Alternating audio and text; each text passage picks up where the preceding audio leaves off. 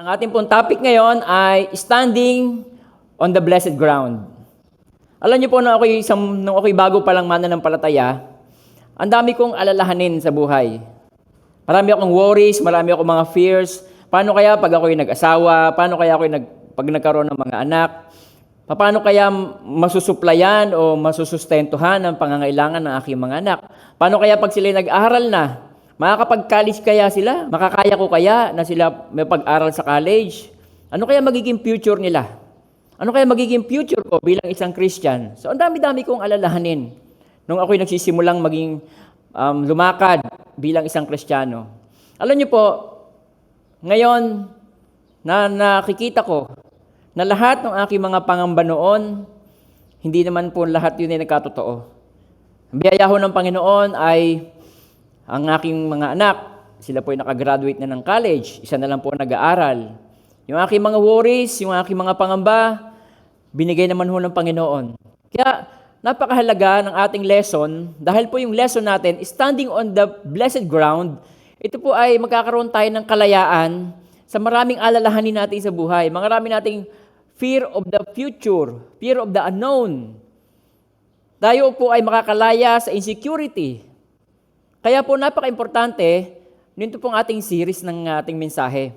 So kung kayo po ay first time na nakapanood ngayon, kayo po ay very much welcome at gusto-gusto ng Panginoon na maunawaan mo ang kanyang salita para magkaroon tayo ng isang buhay na pag-asa na nagmumula sa Panginoon. Dahil ang gusto ng Panginoon sa atin, isang buhay na ganap at kasiyasiyang buhay. Sabi niya nga niya sa Jeremiah 29, verse 11, sabi niya, Ako lamang ang nakakaalam ng mga panukala na inihanda ko. Meron nang inihanda ang Diyos sa atin. Ngayon, subalit kapag hindi natin alam, yung plano ng Diyos, inihanda ng Diyos, namumuhay tayo sa pangamba. Na namumuhay tayo sa alalahanin. Inihanda ko para sa inyo, sa ikabubuti ninyo. So yun pala yung gusto ni Lord sa atin. Pag alam natin na ang plano sa atin ng ating Diyos o ng ating tatay ay napakaganda, di ba makakapamuhay tayo ng relax. Para dulutan kayo ng pag-asa sa hinaharap. So katulad ng panahon natin ngayon, na tayo may pandemic, di natin alam ang magiging dulo nito, gusto ni Lord, meron pa rin tayong pag-asa sa ating future. Paano tayo magkakaroon ng pag-asa? Sa pangunawa. Maunawaan natin kung ano ba talaga yung ginawa ng Panginoon Kristo para sa atin. Amen. Kaya napakaganda, standing on the blessed ground. Maunawaan mo na tayo ay nakatayo sa isang blessed ground. Kaya dito po sisimulan niya sa Romans chapter 5, verse 19. Yung ating katatayuan, napaka-importante nating maunawaan. Sabi dito, For by one man's disobedience, yan yung tinutukoy si Adan, yung kanyang hindi pagkasunod sa inutos ng Panginoon, For by one man's disobedience, many were made sinners. So dahil sa kanyang pag-disobey sa Diyos, minana natin yung posisyon na tayo ay nandoon sa isang posisyon na makasalanan. So dahil tayo nasa posisyon na makasalanan, wala tayong malinaw na future. Dahil sa kasalanan, nagkaroon tayo ng gap sa Diyos. Ay ang Diyos pa naman ang source ng lahat ng bagay, siya nagpapala. Because of sin, nagkaroon tayo ng mga sumpa sa buhay natin. So kung may sumpa tayo sa buhay natin, wala tayong maasahan na magandang future, magandang kinabukasan.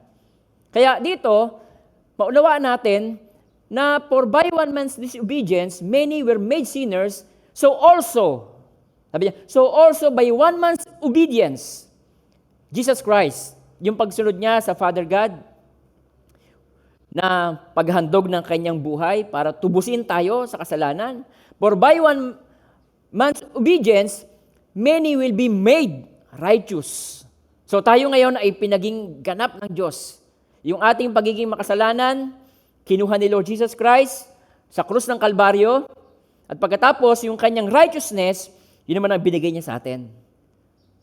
So kaya napaka-importante na maunawaan natin, nung tinanggap ko yung righteousness ni Jesus Christ, ano ba ngayon ang meron ako? Anong standing ba meron ako? Kaya yun po ang ating topic ng series na sa Romans chapter 5. Dito po tayo ngayon sa Romans chapter 5, verse 2. Sabi niyan, Through whom we also have access by faith, through Jesus Christ, meron tayong access sa grace ng Panginoon into this grace in which we stand. So tayo ngayon, ang ating standing ay tayo ay nandoon sa favor ground ng Diyos, sa kanyang grace ng Panginoon. Yun ang ating katatayuan. Nung makasalanan tayo, ang ating posisyon, nandoon tayo sa pagiging sinner o makasalanan, nandoon meron tayong mga sumpang kalakip ang buhay natin. Kaya wala tayong malinaw na kinabukasan. Ngayon naman, nung tinanggap natin si Lord Jesus Christ, ang ating posisyon, ang posisyon natin, tayo ay nandoon sa grace ng Panginoon. Kaya, standing on the blessed ground. Pag naunawaan natin yan, magkakaroon tayo ng malaking release sa puso natin. Marirelax tayo. Magkakaroon ka ng relax na buhay. Amen po. Kaya dito po, ang ibig sabihin po niyan, ang ating posisyon o katatayuan, ang ating standing, ay lagi na po tayo nasa ilalim ng favor ng Diyos. Dahil binayaran niya yung ating sala sa krus, tinanggal niya yung mga sumpa, ni-posisyon niya tayo sa isang favored ground o blessed ground. We are standing under the undeserved, unmerited favor of God. Hindi tayo deserving, pero nandun tayo sa posisyon na kahit hindi tayo deserving sa mga blessing, ibinibigay ng Diyos sa atin. Hindi nyo ba nararamdaman o nakikita na may maraming time, hindi naman talaga tayo faithful sa Diyos, hindi naman tayo 100% na tapat sa Kanya, but still, natatanggap natin yung pagpapala ng Panginoon. Nandun pa rin tayo. Unmerited. Hindi perfect ang iyong performance sa harap ng Diyos. Pero, nandun pa din ang kanyang patnubay, ang kanyang pagpapala. Yun ang ating katatayuan. Kaya dito, maunawa natin, grace is not the only for salvation. Yung, for by grace you have been saved. Salvation is by grace. Hindi lamang yun doon. It is also the description of our present standing before God. Nandun tayo ngayon sa, yung ating present ngayon, nandun tayo ngayon sa under ng grace ng Panginoon. So it's not the only beginning of principle of Christian life. It is also the continuing principle of Christian life. O di ba pag naunawaan mo yun na, wow, ako pala nandoon sa continuing principle na ako'y nasa ilalim ng favor ng Diyos, hindi ba marerelax ka? Magkakaroon ka ng kalayaan sa mga alalahanin mo sa iyong buhay dahil alam mo na because of Jesus Christ, ibibigay niya ang ating pangangailangan. Kaya sabi ng Panginoon, bakit kayo nag-aalala kung ano yung kakanin, iinumin, daramtin? Yun ang mga taong kinahuhumalingan ng mga walang pananalig sa Diyos. Sabi niya, but seek first the kingdom of God and His righteousness. Yung righteousness ng Diyos, yun ay gift niya sa atin. Tapos sabi niya doon, and all these things. Sabi niya, food, shelter, clothing, and all these things shall be added unto you. Added. So meaning, yung understanding natin ng ating katatayuan sa harapan ng Diyos, yung posisyon natin na tayo nasa ilalim ng grace ng Panginoon, magkakaroon tayo ng kapayapaan. Marerelax tayo. Gusto ni Lord tayo relax. Kaya nga merong Sunday, gusto ni Lord, relax ka eh. Kaya nga merong Sunday, gusto ni Lord, yung ating spirit, tayo ay ma-revive spiritually. Gusto ng Panginoon, yung ating emosyon, ma-recharge. So hindi mo yan makukuha sa pag-outing ngayong Sunday ng umaga. Kasi pag-outing, ang relax lang dyan, physical mo, pero sa biyahe niyan, pagod ka din. Pero yung iyong isipan, may worries ka pa din, meron ka pa ding alalahanin, meron pa ding depression, ikaw ay insecure pa din, hindi pa rin malinaw ang pananaw mo sa yung future. Pag uwi mo ng bahay, ganun din. Ang lahat ng pagbabago natin ay nagsisimula sa takbo ng ating isipan. Kaya gusto ng Panginoon, marinyo muna tayo ang ating isipan para tayo magkaroon ng kalayaan. Kaya gusto niya maunawaan natin na yung position natin is not the only beginning of principle of Christian life, yung grace ng Panginoon. It is also the continuing principle of Christian life. Kaya po yung word na stand, ang ibig sabihin po niyan, sa Greek po niyan, meron sila mga tenses sa Greek, yung mga perfect tense, imperfect tense. Ang ibig sabihin ng perfect tense, yung one act with continuing result. Sabihin, yung ginawa ng Panginoon sa Kristo, pagsunod niya sa krus ng Kalbaryo, pag-aalay niya ng kanyang buhay, binayaran niya tayo, yung effectivity nun, pang walang hanggan yun. One act with continuing result. Ibig sabihin, yung ginawa ng Panginoon sa Kristo, yan ay pang walang hanggan ang resulta niya sa buhay natin. Kung paano pinusisyon niya tayo sa favor ground o sa blessed ground because of His death, yun po ay katatayuan natin habang panahon, habang buhay. Amen. So meaning, we are continuously under the favor of God. Hindi mo ba napapansin kahit, sinabi ko sa inyo kanina, kahit hindi perfect, ang performance mo sa harap ng Diyos, still tumatanggap din ka ng blessing? So totoo nga lang, kahit ang makasalanan at saka ang mga Christian, o yung mga unbeliever, o yung mga hindi pa naniniwala kay Lord Jesus, meron na tayong common blessing eh. Meron na tayong common blessing. Yung sikat ng araw, sabi ni Jesus Christ, pinasisikat ng Diyos ang araw sa mabuti at masama. So meron na tayong common blessing. Ang hangin, di ba? Nai-enjoy natin ng mga believer at non-believer. Meron na tayong, ang Diyos natin na napakamahabagin. Napaka-faithful niya. Kahit sa mga taong hindi tapat sa Kanya, nananatili ang Kanyang pag-ibig. Pinadadama pa rin niya ang Kanyang love. Ay di lalo na ngayong Christian ka na. Lalo na tayong mga Christian na ngayon. Amen. Kasama nga yung mga hindi pa Christian, yung mga, kahit nga po yung mga terorista, kasama nilang nai-enjoy ang blessing ng Diyos, sikat ng araw, yung ulan, yung sibol ng mga halaman, nakakabili sila ng pagkain. Ganun po ang ating Panginoon. So how much more na ikaw na ngayon ay anak ng Diyos. Amen po. Lagi nating naranasan ang favor ng Panginoon. Halimbawa na lang, dahil sa pagkapabayaan natin sa ating sarili, nagkasakit tayo. Tapos, napabayaan natin ang sarili natin sa ating mga kinakain. Alam niyo, pag na-ospital ka, minsan gagamit ang Diyos ng tao o gobyerno. Pagkatapos, gagamitin ng Diyos ang gobyerno para lamang bayaran ang bills mo. Hindi ba favor yon? Di ba tayo ay nandoon sa favor ng Panginoon? May mga time naman, maaring hindi ka nga ilibre ng gobyerno, pagbayarin ka ng ospital, pero si Lord naman gagamit naman siya ng tao para matulungan ka, matulungan tayo sa iyong pagbabayad ng bills. Magdadala siya ng mga bisita para badalhan ka ng prutas na kailangan mo pag ikay nasa ospital.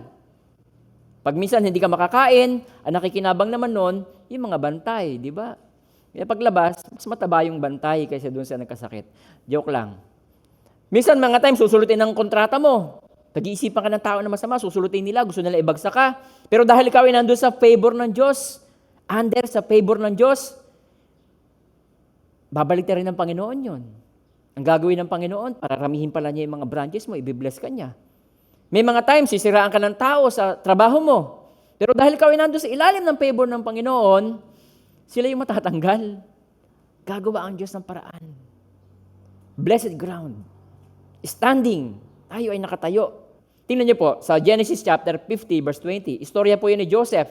Alam naman natin yung istorya ni Joseph. Hindi ko na po ipapaliwanag yan, hahaba po tayo.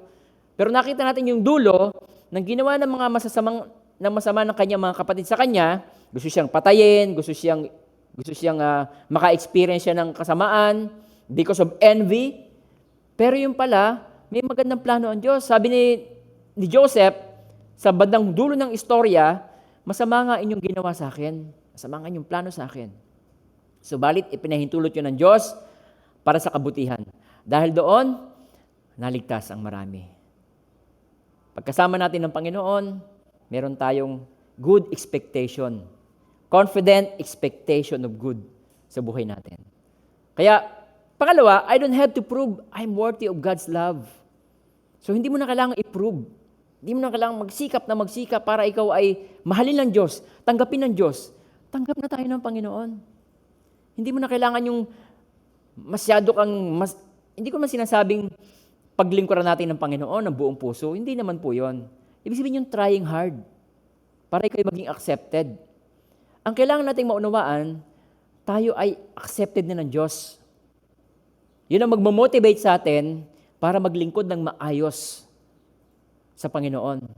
Yung pag naunawaan natin, ako'y accepted ng Diyos, ako'y minahal ng Diyos, ako'y gustong pagpalain ng Diyos, alam nyo, ang magiging bunga na lang nun, yung ating performance, yun ay tugon na lang.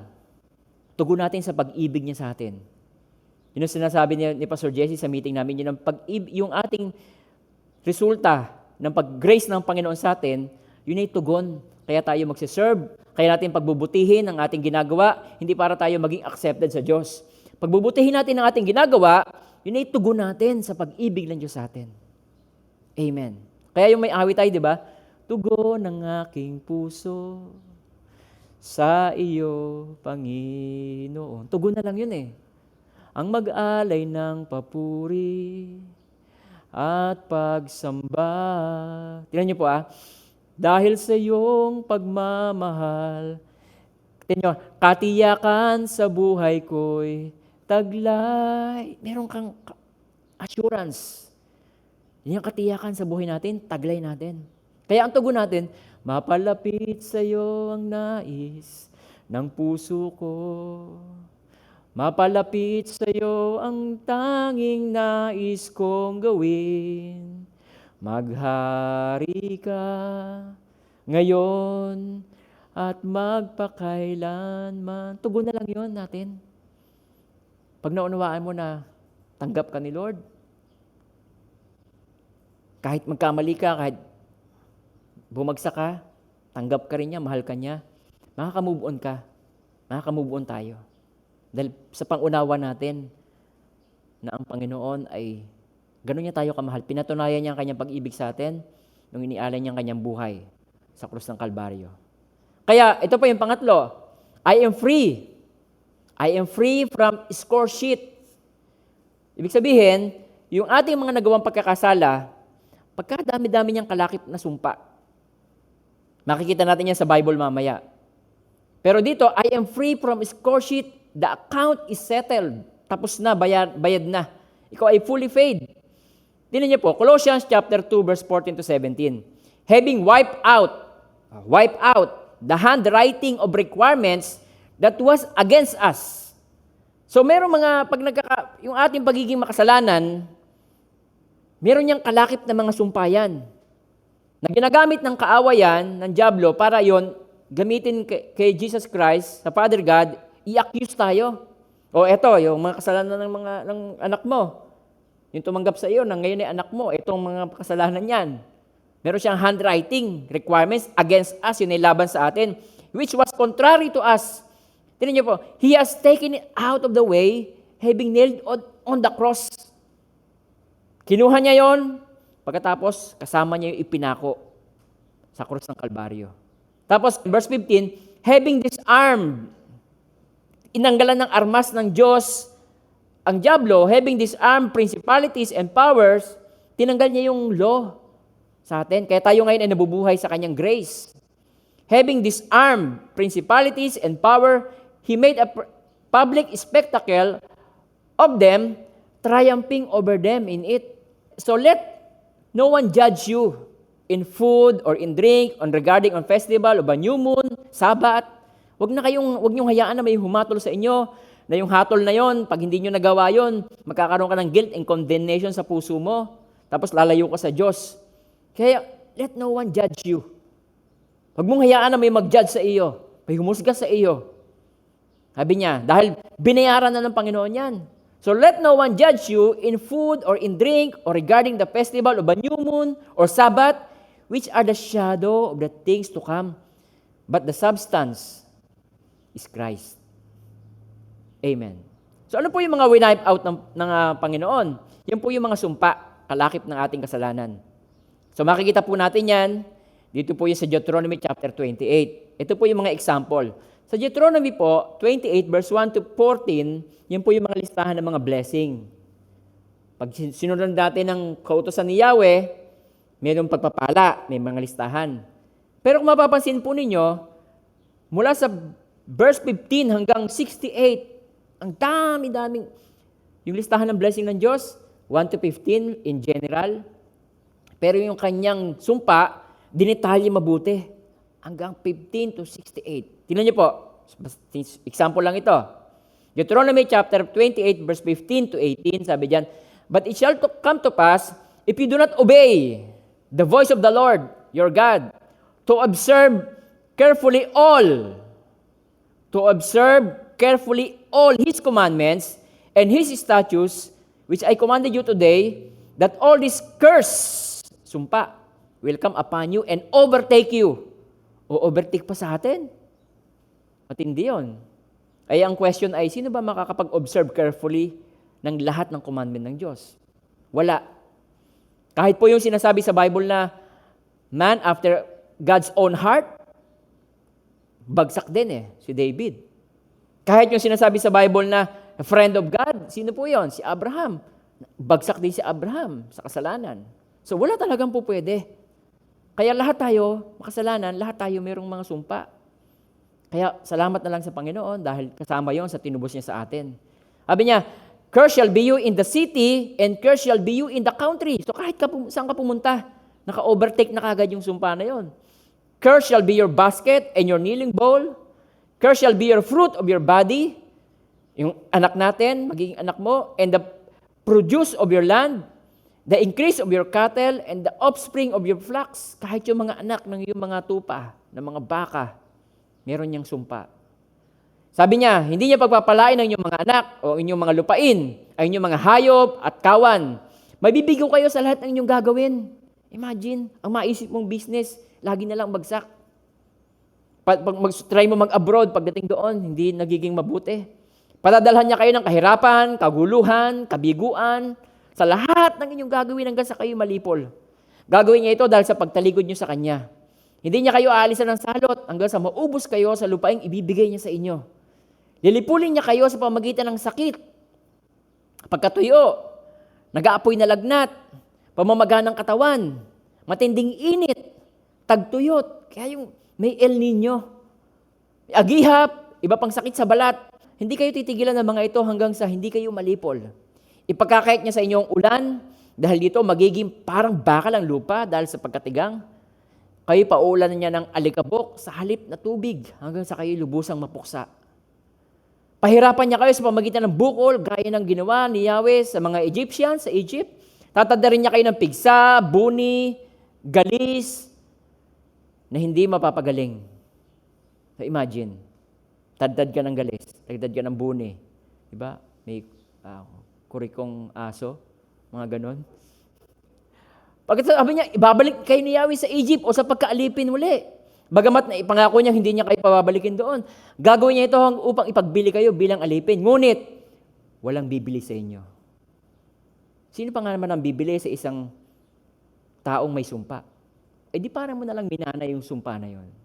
So sa tatayuan ng tao talaga, walang pag-asa.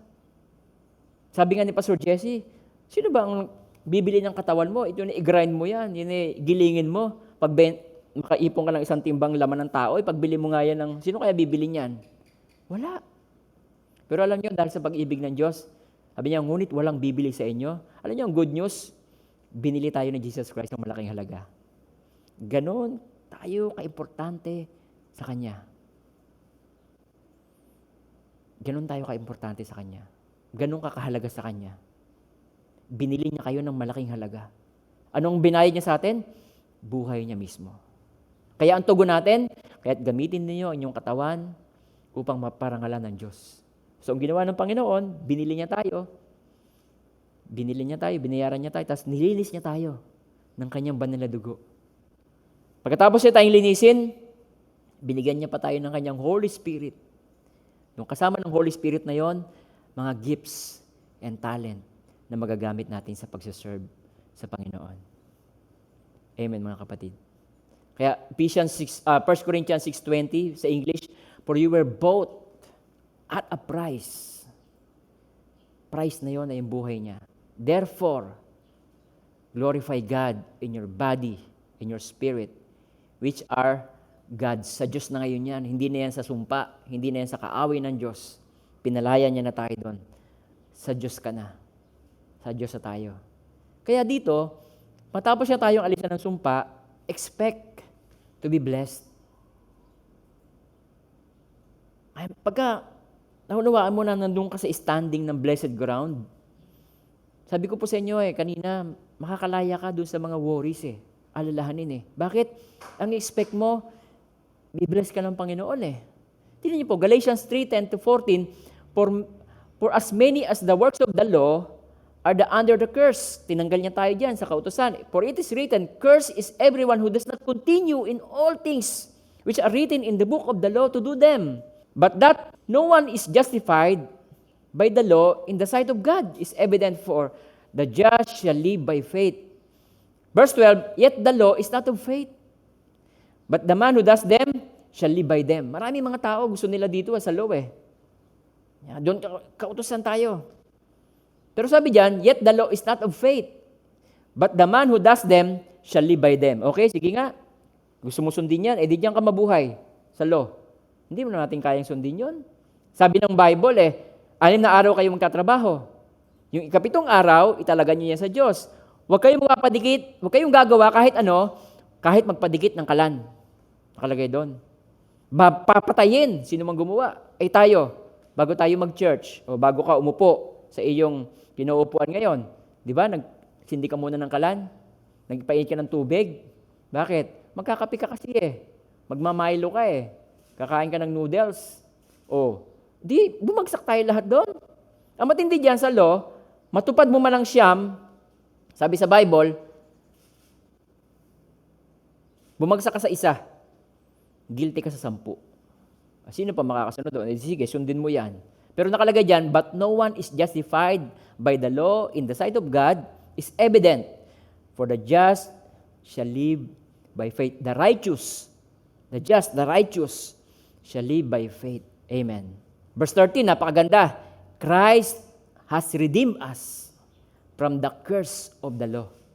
Di ba? Yung mga kadami-daming sumpa na yun, no? Ni-redeem niya tayo. Ibig sabihin ng redeem niyan, yan ay exagorazo sa Greek. Ang ibig sabihin ng exagorazo, to buy out of sa marketplace.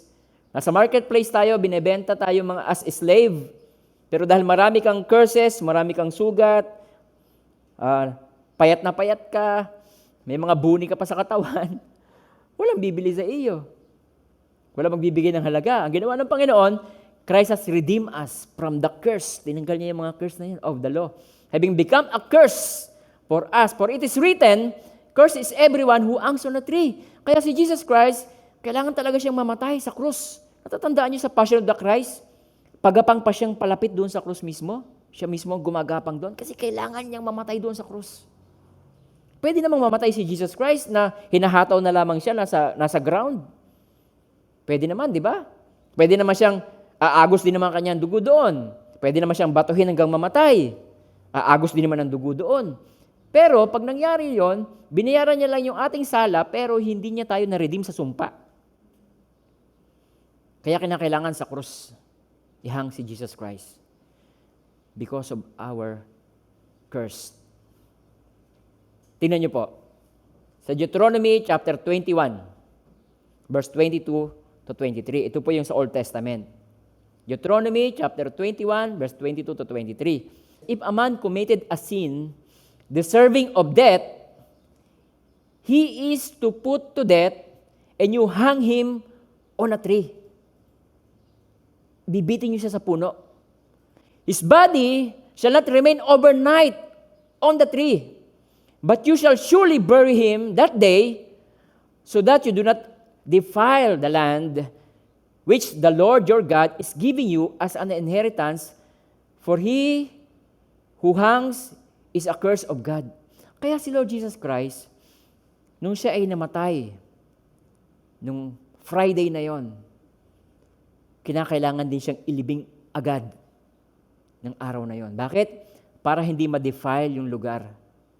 Kaya si Jesus Christ, kasi sabi niyan, he who hung is accursed of God. So lahat ng sumpa. Tatandaan natin, kaya si Jesus Christ ay namatay sa krus, hindi dahil sa kanyang kasalanan, kundi dahil sa ating kasalanan. Kaya kailangan siyang sa krus ipako, hindi dahil siya may sumpa, kundi sa ating sumpa. Kaya niredeem niya tayo doon. Christ has redeemed us from the curse of the law. So, Galatians 3:10, that the blessing, kaya niya tayo niredeem sa curse, that the blessing, kapalit ng blessing, that the blessing of Abraham may come upon the Gentile in Christ Jesus, that we might receive the promise of the Holy Spirit through faith. So, expect mo yung blessing ng Panginoon. Sabi ko po sa inyo, nung bago-bago akong Christian, ang dami ko talagang alalahanin sa buhay. Paano na kaya pag nag-asawa ko? Paano kaya saan kami titira? Paano pag nagkaanak? Ang daming mga worries. Pero ngayon, pag binabalikan ko, eto na. Nandun na ako sa dulo. Binabalikan mo na lang yung mga alalahanin mo. Hindi naman pala dapat. Dahil ang Diyos naman ay nagbigay, nag-provide. Amen. Pag naging malinaw sa atin itong standing natin sa favor ng Diyos, tulad ng sinasabi ko sa inyo, magkakaroon ka ng relax na pamumuhay. Kasi maraming mga worries natin di man nangyayari. Kasi meron tayong Diyos na kasama natin. At na si Lord Jesus Christ, nakaka-amazing. Nung siya ay nagkatawang tao, namuhay siya noon sa Israel, kahit saan siya nandun, gumagawa siya ng miracle. He turned water into wine. Ang patay, binuhay niya. Kahit malayo, Lord, huwag ka nang pumunta, sabihin mo na lang, just say the word. At gagaling ang aking alipin. Sinabi niya, gumaling. Maraming tao nangangailangan ng pagkain, sa pamagitan na lamang ng 5 tinapay at 2 isda, pinakain ng Diyos, ni Lord Jesus Christ. So every time at everywhere na si Lord Jesus Christ ay nasa isang lugar, siya gumagawa ng miracle sa buhay ng mga tao. Eh, ang pangako ng Panginoon, nung siya nag-resurrect, di ba? Sabi niya, I am with you till the end of the age. So, ibig sabihin, expect mo yun na may gagawin ng Panginoon sa buhay mo. Amen po. Katulad ng sa Old Testament, nung ang bansang Israel ay nandoon sa plains of Moab, dahil papunta sila sa promised land na binigyan ng Diyos, meron doon isang hari na insecure. Ang gusto niya, yung bansang Israel ay kanyang i-curse, sumpain. So, ang ginawa niya, nag-hire siya. Si King Balak ng Moab, na mayroong masamang balak sa Israel, na sumpain sila, nag-hire siya ng isang tao para mag-pronounce ng mga sumpa sa Israel. Ang ginawa niya, tingnan niyo po, sa Numbers 23, verse 7 to 9, sa halip na sumpa ang bitawan ni Balaam, iba ang lumalabas sa kanya. Ang bigas niya, ganito, sabi niya, mula sa Aram, kabundukan ng silangan, ipinatawag ako ni Balak, na hari ng Moab. Ang sabi niya sa akin, halika, si Jacob ay iyong sumpain. Bayan ng Diyos yon, Jacob, Israel yan. Halika't itakwil mo ang bansang Israel. Ngunit paanong susumpain ang pinagpala ng Diyos? Yung sabi, lumalabas sa kanya. Paano ko susumpain ang pinagpala ng Diyos? Paano ko itatakwil ang kanyang kinupkop? But how can I curse? Sabi niya, but how can I curse those God has not cursed? How can I condemn those whom the Lord has not condemned? Amen. Tapos ang ginawa niya, mula sa tuktok ng mga bundok, sila'y aking namamalas mula sa mga burol. Nakikita ko sila'y nakabukod. Ibig sabihin nakabukod, nakasanctified. Sanctified. Sila'y hindi nakikihalubilo. Hindi sila kasama ng iba. Nakaseparate sila. Ikaw, nung tinanggap mo si Jesus Christ, sinanctify ka niya ng kanyang banal na dugo. Kaya, wala makapagbibitaw ng curse. Sabi niya, paano kung i-condemn ang hindi kinokondemn ng Diyos? Paano kung itatakwil ang hindi niya itinatakwil? Amen po. Tinanong siya ng hari ni Balaam, bakit ganyan ang ginagawa mo? Hindi ba tinawag kita para sumpain sila? Bakit mo sila pinagpapala? Sumagot siya, hindi ko sasabihin ang pinasasabi ni Yahweh. Wala siyang magawa. Kundi kung ano yung sinasabi ng Diyos sa kanya, yun ang totoo, yun ang kailangan niya sabihin. So, ang ginawa niya, halika, lipat tayo ng lugar. Baka masyado ka lang nadidistract sa Israel, natatakot ka siguro, kaya takot ka magbigay ng sumpa sa kanila. Pumunta tayo sa ibang lugar, sa lugar na hindi mo sila nakikita ng mga Israeli. Hindi mo nakikita ang mga Israelita, doon mo sila sumpain. Sabihin, kahit may mga taong magbitaw sa iyo ng curse na hindi mo nakikita, hindi yan tatalab sa iyo. Amen. Kahit pagkismisan kanila ng pagkismisan, bigyan kanila ng mga negative words, curses na yan, kahit hindi mo sila nakikita, hindi mo sila nadidinig. Ang Israel, hindi naman nila nadidinig yon. Nasa bundok sila. Pero sino ang kanilang patnubay? Sino ang nagdedepensa sa kanila? Si Yahweh. Si Lord. Ang binigkas ni Balaam, ang ganito ang pahayag. Makinig ka, Balak. Ikaw ay makinig. Pakinggan mo ang aking sasabihin. Ang Diyos ay hindi sinungaling. Tandaan niyo salitang yan. Ang Diyos ay hindi sinungaling tulad ng tao. Ang isipan niya hindi nagbabago. Ang sinabi niya sa kanyang ginawa ay kanyang pangako ay tinutupad niya. Ang utos sa akin, pagpalain sila, at ito hindi ko maaaring sundin, hindi ko susundin. Wala akong makitang kapahamakan para kay Jacob, ni kasawian para sa Israel. Si Yahweh ang kanilang kaakbay, Siya ang hari nila, sa landas ay patnubay. Sabi sa Tagalog, sa ibang version, wala siyang makitang kasamaan sa Jacob. Di wala siyang makitang kasamaan sa Israel. Ang Panginoon nilang Diyos ay kasama nila at ang sigaw ng hari ay nasa gitna nila. Sabi sa English, He has not observed iniquity in Jacob, nor He has seen wickedness in Israel. Question, totoo kaya yon? Na wala kaya talagang nakikitang kasamaan ang Diyos sa Israel? Meron. May mga magkapit-bahay doon, nagchichismisan. Meron doon, nagnanakawan ng tupa. Di ba? Meron doon, kung kumuha ng mana, sobra-sobra. So merong iniquity. Pero bakit sinabi ng Diyos, He has not observed iniquity in Jacob? Why? Because noong time na yon, ang Israel ay naghahandog lagi sila ng offering. Sin offering sa umaga, sin offering sa hapon.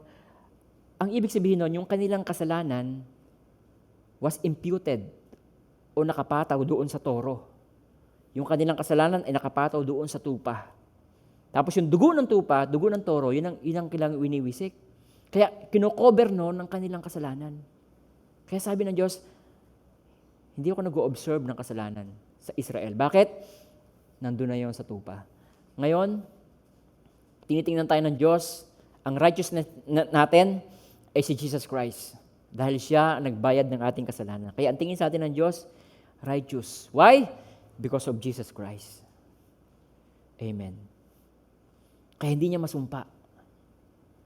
Kaya kahit sino pa magpunta sa gate ng church, o sa bahay ninyo, na magbitaw ng curse, hindi yan tatala. Bakit? 2021 years ago, tinubos tayo ng Panginoon sa Kristo, nang ipako siya sa krus, tinubos siya tayo sa sumpa, kaya tayo ngayon ay nasa posisyon ng pagpapala ng Diyos na walang makapagbabaliktad o makapag-reverse. Your blessings are irreversible. Amen po. Kaya, pag naunawa natin yun, anong dapat natin gawin? Anong maganda natin gawin? Ganito po yan. Sa Hebrews chapter 6, verse 9 to 19. Mga minamahal, bagamat ganito ang sabi namin, gayon man natitiyak kaming mabuti ang kalagayan ninyo. Tanyo, makatarungan ng Diyos. Hindi niya lilimutin na inyong ginagawa at pag-ibig na inyong pinakikita na hanggang ngayon pinapakita sa paglilingkod ninyo sa inyong kapwa Christian.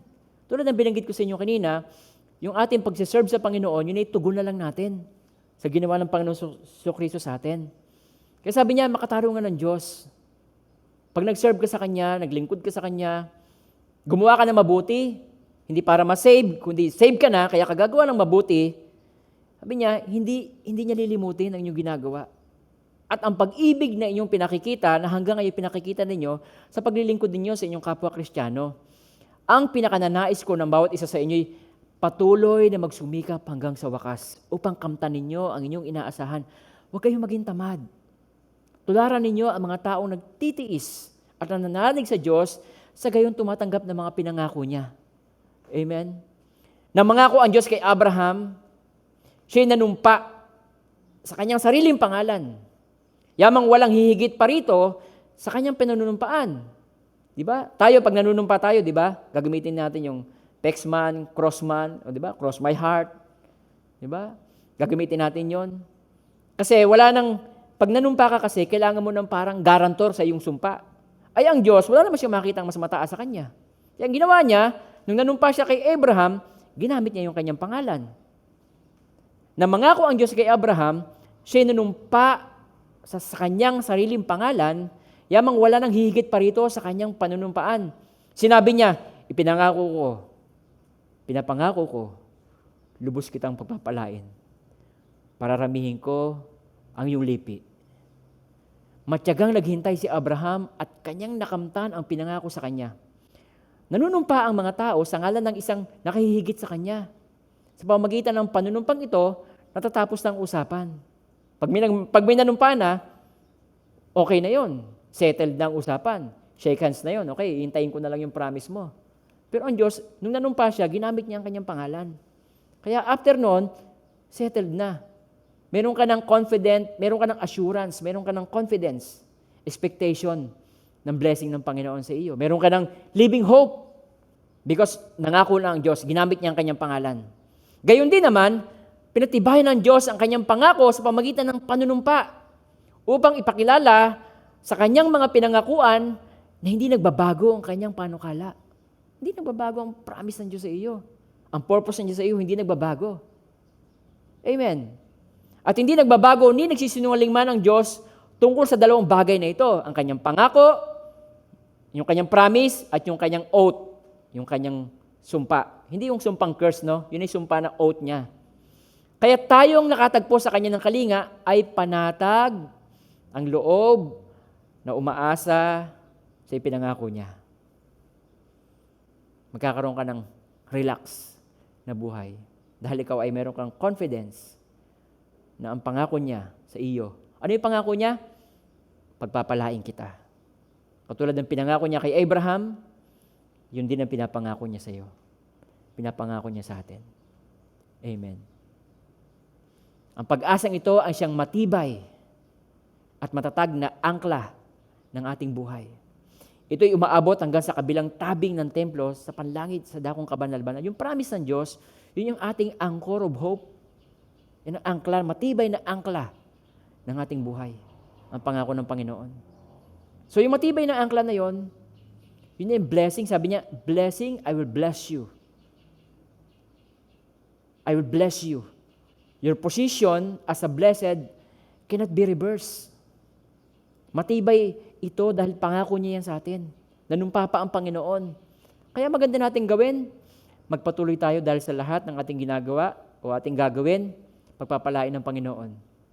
Ngayon, maaalis sa iyo ang fear sa pagsiserve. Maaalis sa iyo ang insecurity sa pagbibigay.